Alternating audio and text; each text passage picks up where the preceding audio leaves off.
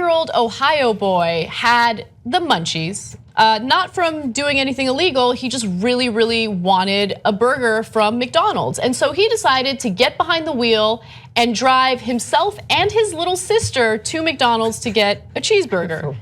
It is amazing. Okay, so Officer Jacob Koehler told Fox 8 that the kids decided to leave after their mother had fallen asleep on the couch. Witnesses later saw the boy driving his father's work van, a van, and called the police. Now his dad showed up, he was exhausted, right? And so he goes to sleep first, then they wait for the mom to go to sleep, and then they make their way to McDonald's. Now here's the amazing part.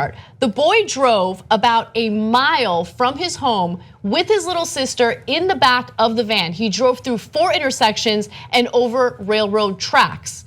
The boy obeyed all traffic laws and drove the speed limit. Okay, so lots of miraculous things here, okay? Not only did he operate the vehicle appropriately and follow all the laws necessary to do so, he also knew how to get to McDonald's. Oh, that was the thing that got me the most. Well, who knows at 8 how to get around? But I was like, his feet reached the pedals. Yeah, like that's also van. Amazing. How big are 8-year-olds? I hope he doesn't go to South Korea. That's a reference to an older story, sorry. Yeah.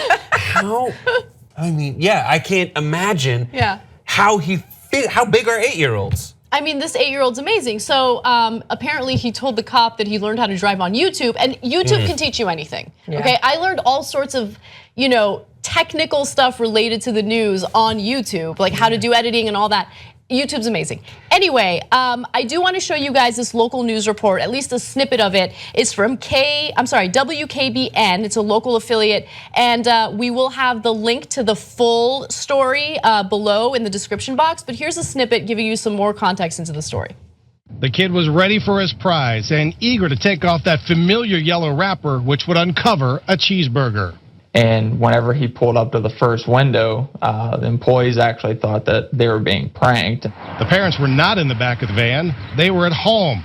The vehicle was surrounded by adults in the McDonald's parking lot, and the boy was crying when Patrolman Koehler started talking to him, realizing he might be in trouble. You know what I think is also amazing? That he put his sister in the back seat.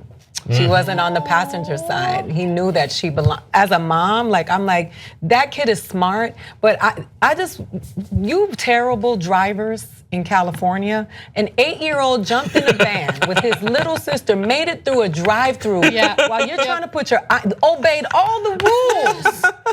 Please. Isn't that amazing? Go to YouTube. By the way, I would be terrified if I were his parents. Not only because of this one incident, but because he's so incredibly smart for an 8-year-old. He would outsmart me, So I don't know what kind of trouble he's gonna get into. He's gonna fly a plane by the time he's 12. It's like that, 12 years old. He's on the track. But it's like that movie with Chris Evans that's coming out where it's like, he's just like, I stared at the ceiling for 3 hours as my child was doing calculus on the wall.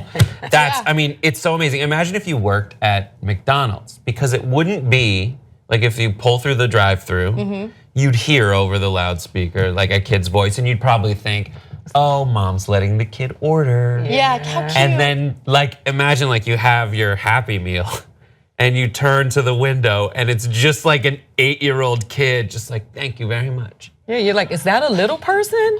Thank you. No, that's the kid. And the kid is probably smart enough where they'd be like, are you a child? And the kid would go, how dare you, sir? How far would you guys go to, appease the munchies?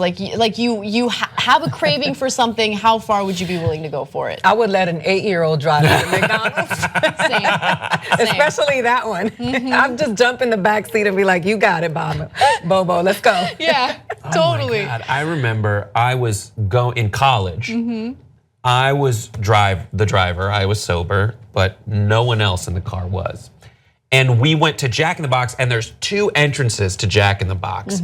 And they were like, get in line now, someone's coming. So I backed in.